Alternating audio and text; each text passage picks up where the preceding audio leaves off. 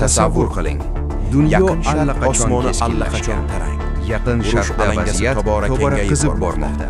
Shu paytda esa dunyoning narigi tomonida joylashgan sirli davlat North Koreya rahbari Kim Jong Un agar bir kun yana bir kelib bor Iron dunyoni yadro hayratga qurolidan qo'yadigan foydalanadigan bo'lsa, va bu harbiy nafaqat harakatlar bilan mintaqani, chiqmoqda. balki butun Savol dunyoni shunday. larzaga keltiradi. Agar Shimoliy Koreya Ammo raketalari savol haqiqatan ham bu Isroil holat tomon yo'nalsa, O'zbekistonga bu qanday dunyo ta'sir uchun qilishi mumkin? nimani anglatadi? Birinchidan, So'nggi global haftalarda iqtisodiy Shimoliy Koreya zarba, bir necha bor uzoq yadro masofali quroli raketalarni ishlatilishi sinovdan ehtimoli o'tkazdi. paydo bo'lsa, Bu raketalar dunyo oddiy bozorlarida raketalar vahima emas. boshlanadi. Harbiy Neft ekspertlar narxi aytishicha, keskin oshadi. ularning ayrimlari Chunki minglab Persian kilometr ko'rfazi masofani bosib dunyodagi o'tishga eng qodir. muhim neft Bu esa yo'llaridan biri bitta hisoblanadi. narsani anglatadi. Bu esa Agar benzin, siyosiy qaror gaz qabul va qilinsa, boshqa energiya bu raketalar narxlarining nafaqat ko'tarilishiga olib Osiyo, keladi. balki Natijada Yaqin Sharq bu hududigacha holat yetib borishi Markaziy mumkin. Osiyodagi davlatlar, Ko'pchilik jumladan tahlilchilar O'zbekiston aytishicha, Kim iqtisodiga Jong ham Un ta'sir qiladi. Yaqin Sharqdagi vaziyatga juda Ikkinchidan, diqqat bilan xavfsizlik masalasi. Ayniqsa Iron Yadro va quroli Isroil ishlatilishi o'rtasidagi keskinlik butun dunyoda kuchayib harbiy borayotgan bloklar paytda o'rtasidagi keskinlikni Shimoliy Koreya va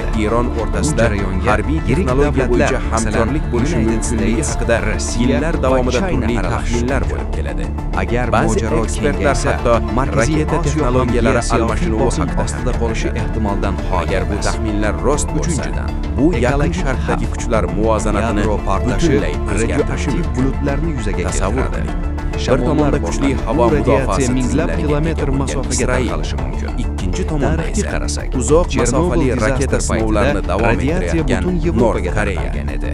Isroil Shunga esa o'xshash bu holat kabi yuz xavflarga bersa, qarshi uzoq yillar davomida hududlar ham zarar maxsus ko'rishi mudofaa mumkin. tizimlarini ishlab chiqdi. To'rtinchidan, Eng xalqaro mashhurlardan siyosiy biri muhit o'zgardi. Iron Dome.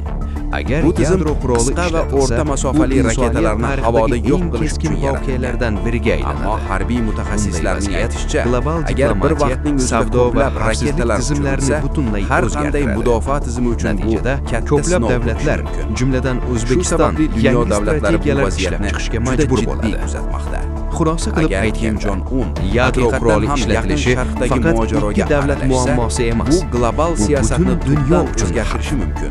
va bugungi Bunday global holatda dunyoda faqat ikki hatto davlat emas, minglab kilometr balki uzoqda ko'plab joylashgan yirik davlatlar ham bu bunday mojaroga voqealarning tortilishi ehtimoli ta'siridan mavjud. chetda qolmaydi. Masalan, United States Savol esa allaqachon ochiq Isroilning qolmoqda. eng yaqin Dunyo ittifoqchilaridan bunday biri ssenariyga hisoblanadi. tayyor. Har qanday katta Tasavvur harbiy qiling, tahdid tasavvur paydo qiling. bo'lsa, Dunyo Amerika bu allaqachon vaziyatga bevosita keskinlashgan. aralashishi mumkin. Yaqin Sharqda Shu bilan vaziyat birga tobora China qizib va bormoqda. Rossiya ham bunday So'nggi global kunlarda keskinliklardan Iron va chetda Isroil qolmaydi. o'rtasidagi Bu esa keskinlik oddiy bir yangi raketa bosqichga sinovi chiqdi. emasligini ko'rsatadi. Agar bir kun Bu kelib Iron geosiyosiy yadro shaxmat qurolidan o'yini. foydalanadigan Bu bo'lsa, o'yinda bu har bir nafaqat harakat mintaqani, dunyo balki xavfsizligiga butun ta'sir dunyoni qilishi larzaga keltiradi. Ammo yana bir muhim savol bor. tug'iladi. Shimoliy Koreya Bu holat haqiqatan ham O'zbekistonga Isroilni qanday nishonaga ta'sir olishi qilishi mumkin.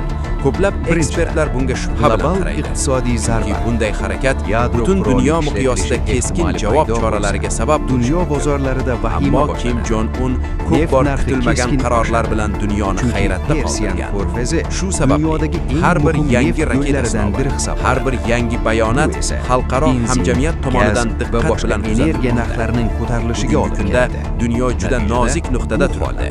Markaziy Yaqin Sharqdagi Osiyodagi urush, davlatlar, Osiyodagi jumladan harbiy O'zbekiston sinovlar va iqtisodiga ham global ta'sir siyosiy qiladi. raqobat bir Ikkinchidan, nuqtada kesishib xavfsizlik bormoqda. masalasi. Va savol Yadro ochiq quroli qolmoqda. ishlatilishi Bu butun shunchaki dunyoda kuch namoyishimi bloklar o'rtasidagi yoki keskinlikni kelajakda yuz kuchaytiradi. berishi mumkin bo'lgan Bu jarayonga katta mojarolarning yirik davlatlar, boshlang'ichimi? masalan, United States, Bir narsa aniq. Rossiya Dunyo va China yana bir bor aralashishi Kim Jong Unning Agar keyingi mojaro harakatini kengaysa, kutmoqda. Markaziy Va bu Osiyo harakat ham global geosiyosiy xavfsizlik bosim ostida uchun qolishi juda ehtimoldan katta xoli emas. ahamiyatga ega bo'lishi mumkin. Uchinchidan,